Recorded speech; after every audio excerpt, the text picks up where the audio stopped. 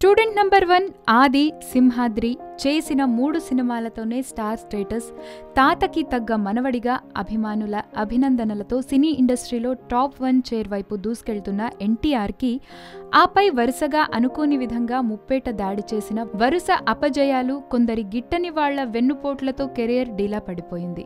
తన తర్వాత వచ్చిన కుర్ర హీరోలు అతన్ని అధిగమించి వెళ్తున్నప్పుడు సమయానికి గౌరవం ఇస్తూ మౌనంగా ఉండిపోయిన ఎన్టీఆర్ ఇప్పుడు సరికొత్త సంచలనాలకు కేంద్ర బిందువుగా మారాడు. ఒకే సంవత్సరం బెస్ట్ యాక్టర్గా టోటల్ ఇండస్ట్రీని షేక్ చేసేలా అన్ని అవార్డులను తన సొంతం చేసుకున్నాడు.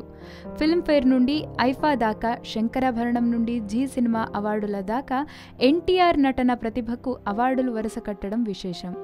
లాస్ట్ ఇయర్ సుకుమార్ డైరెక్షన్లో నాన్నకు ప్రేమతో, కొరటాల శివ డైరెక్షన్లో జనతా గ్యారేజ్, ఈ 2 సినిమాల్లో నటించిన తారక్ 2 సినిమాల్లో 2 సరికొత్త వేరియేషన్స్తో ఫ్యాన్స్ పండుగ చేసుకునేలా చేశాడు.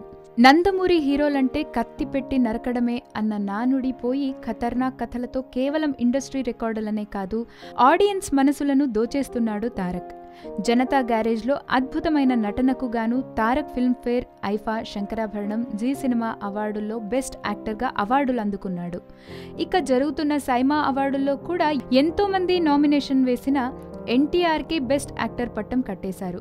జ్యూరీ టీం మాత్రమే కాదు, ఆడియన్స్ పోల్లో కూడా ఎన్టీఆర్ బెస్ట్ యాక్టర్గా నిలిచి 2007 సైమా అవార్డులో ఉత్తమ నటుడిగా అవార్డు అందుకున్నాడు. ఇక ఈ ఇయర్లో మిగిలిన అవార్డులు సైతం ఎన్టీఆర్ అందుకుంటాడని చెప్పొచ్చు. కొరటాల శివ డైరెక్షన్లో వచ్చిన జనతా గ్యారేజ్ సినిమాలో తారక్ ప్రకృతి ప్రేమికుడుగా నటించాడు. సినిమాలో మలయాళ సూపర్ స్టార్ మోహన్ లాల్ కూడా నటించడం విశేషం.